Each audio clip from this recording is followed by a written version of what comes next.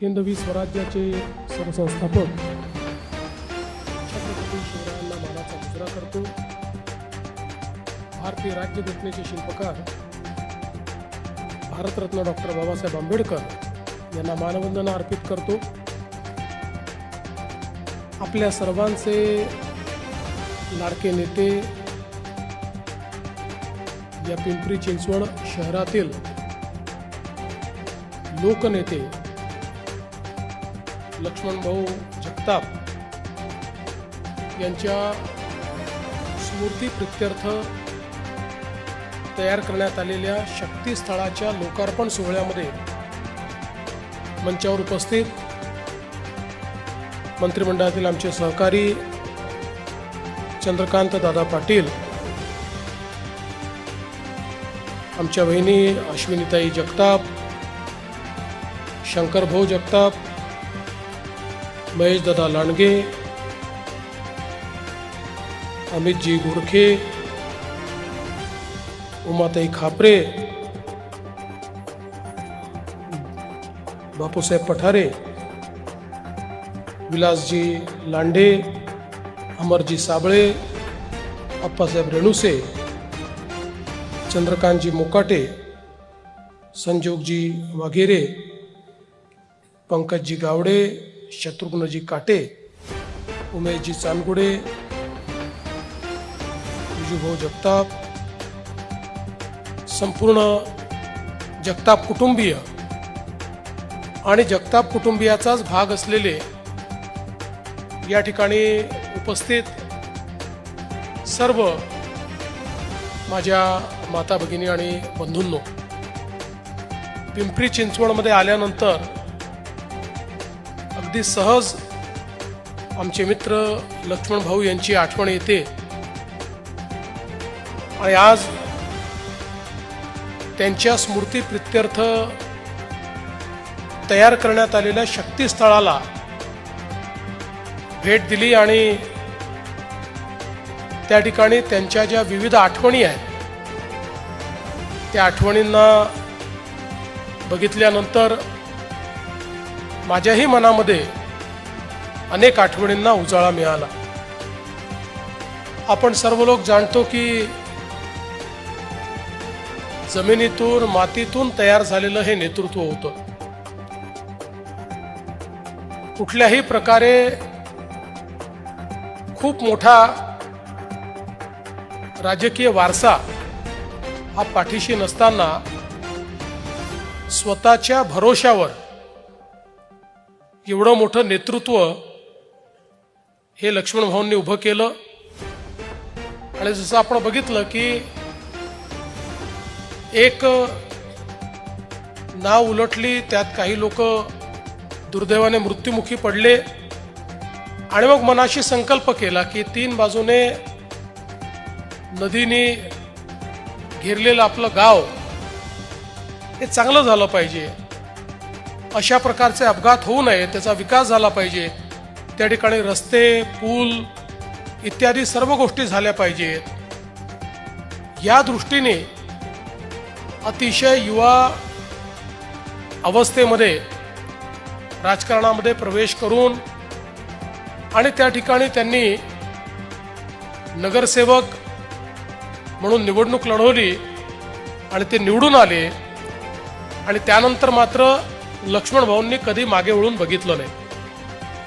सातत्याने महानगरपालिकेमध्ये नगरसेवक, स्थायी समिती अध्यक्ष, महापौर या पिंपरी चिंचवड शहराला एक चेहरा देण्याचं काम, या शहराला विकासाकडे नेण्याचं काम आणि इथल्या सामान्य माणसाच्या जीवनामध्ये परिवर्तन घडवण्याचं काम हे लक्ष्मण भाऊंनी केलं। पिंपरी चिंचवड शहर ही महानगरपालिका, काही जुनी गावं आणि त्यासोबत औद्योगिकरणामुळे महाराष्ट्राच्या वेगवेगळ्या भागातनं आलेली मंडळी, अशा प्रकारे एक मिनी महाराष्ट्र म्हणून ज्याच्याकडे पाहता येईल, मराठवाड्यातले लोक, विदर्भातले लोक, पश्चिम महाराष्ट्रातले लोक, कोकणातले लोक, सगळीकडची मंडळी, उत्तर महाराष्ट्रातले लोक अशी सगळीकडची मंडळी आपल्याला या पिंपरी चिंचवडमध्ये पाहायला मिळतात। या सर्वांचा विश्वास हा संपादन करण्याचं काम लक्ष्मण भाऊंनी त्या ठिकाणी केलं आणि म्हणूनच महानगरपालिकेतली त्यांची कारकीर्द आणि या शहराच्या विकासामध्ये त्यांनी दिलेलं योगदान हे कोणी विसरू शकत नाही। अशा पद्धतीचं त्यांचं योगदान राहिलं। खरं तर आमदार म्हणून देखील त्यांनी विधान परिषद असेल, विधानसभा असेल, या ठिकाणी या शहराच्या विकासाच्या दृष्टीनं सातत्याने संघर्ष केला आणि आज या शहराचं जे आधुनिक रूप आपल्याला पाहायला मिळतंय त्यामध्ये लक्ष्मण भाऊंचं एक फार मोठं कॉन्ट्रीब्युशन या ठिकाणी आहे। विशेषतः 2014 नंतर लक्ष्मण भाऊ असतील, महेश दादा असतील आणि मग इथली महानगरपालिका आल्यानंतर राज्य सरकार, महानगरपालिका यांच्या माध्यमातून लक्ष्मण भाऊंच्या नेतृत्वात खूप मोठ्या प्रमाणात या शहराचा चेहरा आपण बदलला आणि आपल्याला कल्पना आहे की ज्या प्रकारे एक विकासाचं विजन हे लक्ष्मण भाऊंकडे होतं, एक तर वारकरी कुटुंबातनं आल्यामुळे एक आध्यात्मिक बैठक त्यांच्याकडे होती, या मातीशी नाळ जुडलेली असल्यामुळे सामान्य माणसाच्या अडचणी काय आहेत, व्यथा काय आहेत याची जाणीव त्यांना होती। मातीतले पैलवान असल्यामुळे त्यांना त्या संदर्भातली जाणीव होती। एक उत्तम खेळाडू असल्यामुळे त्या ठिकाणी संघ आणि संघाचं नेतृत्व हे कशा पद्धतीनं केलं जातं आणि संघ भावनेनं विकास कसा केला जातो याची त्यांना कल्पना होती। एक अत्यंत उत्तम अशा प्रकारचं त्या ठिकाणी घुडसवारी करणारे ते होते, त्यामुळे वेग काय असतो याची कल्पना त्यांना होती। व्यायामाची प्रचंड आवड त्यांना होती आणि विकासाच्या विविध संकल्पना या त्यांच्या ठायी त्या ठिकाणी सातत्याने होत्या।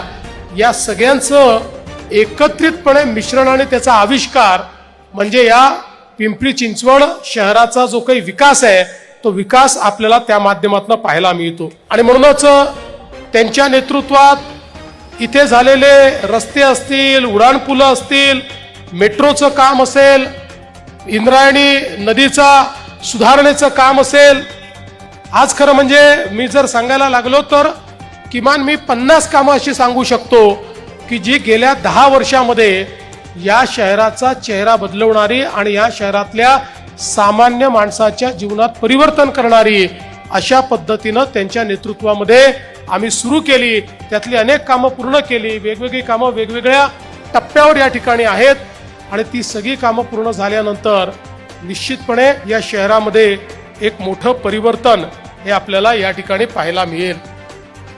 आपल्या सगळ्यांना लक्षात आहे आणि मी तर तो दिवस कधीच विसरू शकत नाही की अतिशय अटीतटीचं अशा प्रकारची आमची निवडणूक होती। खरं तर त्या निवडणुकीनेच सत्ता बदलाची मुहूर्तमेढ केली।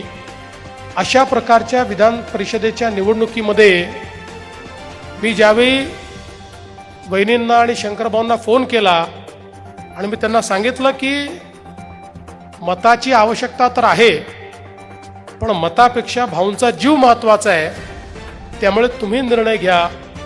आणण्यासारखी परिस्थिती असेल, डॉक्टर होकार देतील तरच तुम्ही आणा, अन्यथा तुम्ही आणलं नाही तरी हरकत नाही। पण त्या ठिकाणी लक्ष्मण भाऊंनी मात्र अतिशय स्पष्टपणे सांगितलं की माझ्या पक्षाला आवश्यकता आहे, त्यामुळे काही झालं तरी मी जाईनच।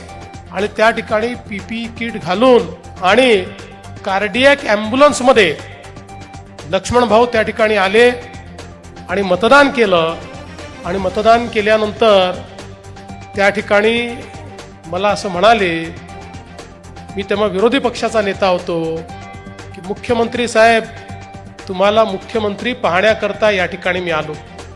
आणि त्यानंतर 15-20 दिवसांमध्ये महाराष्ट्रामध्ये आपण सत्ता बदल केला आणि या निवडणुकीमध्ये त्यांचं ते स्वप्न देखील पूर्ण झालं. कदाचित मला असं वाटतं की काळाच्या पलीकडचं पाहण्याची ती त्यांची सवय होती. त्या सवयीमुळे अनायास त्यांच्या तोंडून निघालं की तुम्हाला मुख्यमंत्री पाहायचं आहे, तुम्ही माझे मुख्यमंत्री तुम्हीच आहात. आणि काही दिवसांनी ते निश्चितपणे खरं झालं. पण आज अशा प्रकारचा आमचा एक मित्र की ज्यांच्या मनामध्ये एक अत्यंत प्रेम होतं, ज्यांचा एक भक्कम पाठिंबा आमच्या पाठीशी होता, ते आपल्यातनं अचानक निघून गेले. खरं तर ते लढवय्ये असल्यामुळे त्यांनी दुर्धर रोगाशी देखील अतिशय मोठी त्या ठिकाणी लढाई दिली. आणि आम्हाला हे माहिती होतं की अनेक विपरीत लढायांमध्ये लक्ष्मण भाऊ नेहमी विजयी व्हायचे. किती विपरीत परिस्थिती आली तरी त्यांचा पराजय न होता ते विजयी व्हायचे. त्यामुळे आम्हाला हा विश्वास होता की याही आव्हानाचा सामना करून भाऊ निश्चितपणे विजयी होतील. पण दुर्दैवाने या एका सामन्यामध्ये मात्र ईश्वराने काही यश दिलं नाही आणि त्या ठिकाणी भाऊ आपल्यातनं निघून गेले. पण जसं मगाशी सांगितलं की कार्यरूपी भाऊ आज आपल्यामध्ये आहेत. आज ज्या प्रकारे या भागामध्ये 41 किलोमीटरची मेट्रो आपण तयार करतो, हे भाऊंचं कार्य आणि त्यांचं स्वप्न आज या ठिकाणी आपल्याला पाहायला मिळतं. या ठिकाणी पहिल्यांदा आपल्या या महानगरपालिकेतनं कचऱ्यापासून विद्युत निर्मिती केली. ही आधुनिकता या ठिकाणी आणणारे आमचे भाऊ, किंवा आज इंद्रायणी नदीचं जे काही कार्य आपलं चाललेलं आहे, 24/7चं कार्य जे आपलं चाललेलं आहे, वेगवेगळ्या ठिकाणी पिण्याच्या पाण्याच्या ज्या योजना आपण तयार केलेल्या आहेत, अमृतमधनं या ठिकाणी त्यांच्याच संकल्पनेतनं ज्या प्रकारे सामान्य माणसाच्या घरापर्यंत 24/7 पाणी पोचलं पाहिजे या दृष्टीनं करण्यात आलेलं काम आहे. या सगळ्या गोष्टी या चिरकाल भाऊंच्या कार्याची आठवण या आपल्याला देत राहतील. आणि मला विश्वास आहे की ज्या पद्धतीनं हे कार्य त्यांनी सुरू केलं ते कार्य पूर्ण करण्याकरता खरं म्हणजे भाऊंच्या नंतर अश्विनीताईंनी काही काळ अतिशय चांगल्या पद्धतीनं, अतिशय समर्थपणे आणि ज्या प्रकारे भाऊंना अपेक्षित होतं त्याच प्रकारे या ठिकाणी मतदारसंघाचं नेतृत्व केलं. आणि हा शंकर भाऊ त्याच पद्धतीनं ते नेतृत्व करतायत. मी त्यांना दोघांनाही हे आश्वस्त करतो की भाऊंनी पाहिलेली जी स्वप्न आहेत ती स्वप्न पूर्ण करणं ही आमची जबाबदारी आहे. आणि म्हणून चंद्रकांत दादा असतील, मी असेल, जोपर्यंत भाऊंनी तयार केलेला पिंपरी चिंचवडचा आराखडा हा आम्ही पूर्ण करत नाही, त्यांच्या स्वप्नातलं शहर जोपर्यंत आम्ही अस्तित्वात आणत नाही तोपर्यंत तुमच्या सोबत सातत्याने आम्ही काम करतच राहू. आणि महेश दादा असतील, आमच्या ताई असेल, अमित भाऊ गोरखे असतील, हे सगळे आमच्या सोबत या ठिकाणी लक्ष्मण भाऊंचं स्वप्न पूर्ण करण्याचा प्रयत्न करतील. आज एक अतिशय सुंदर अशा पुस्तकाचं देखील आपण या ठिकाणी प्रकाशन केलेलं आहे, लक्ष्मण पर्व, ज्यामध्ये लक्ष्मण भाऊंच्या विविध पैलूंचं दर्शन आपल्याला पाहायला मिळतं. विविध लोकांनी त्यांना दिसलेले लक्ष्मण भाऊ अशा पद्धतीनं त्याच्यामध्ये एक प्रकारे आपलं मनोगत व्यक्त केलेलं आहे. आणि खऱ्या अर्थानं लक्ष्मण भाऊ हे निवडणुका जिंकणारे नाही तर ते मन जिंकणाऱ्यांपैकी होते. आणि म्हणून असा मन जिंकणारा आमचा लक्ष्मण भाऊ हा आमच्या हृदयामध्ये आणि आमच्या आठवणीमध्ये सदैव जिवंत राहील. आणि हे शक्तीस्थळ आम्हाला सगळ्यांना या शहराकरता काम करण्याची शक्ती देत राहील, हा विश्वास या निमित्ताने व्यक्त करतो. पुन्हा एकदा आमच्या या उमद्या मित्राला या ठिकाणी अतिशय मनापासनं आदरांजली अर्पित करतो आणि माझं बोलणं संपवतो. धन्यवाद. जय हिंद, जय महाराष्ट्र.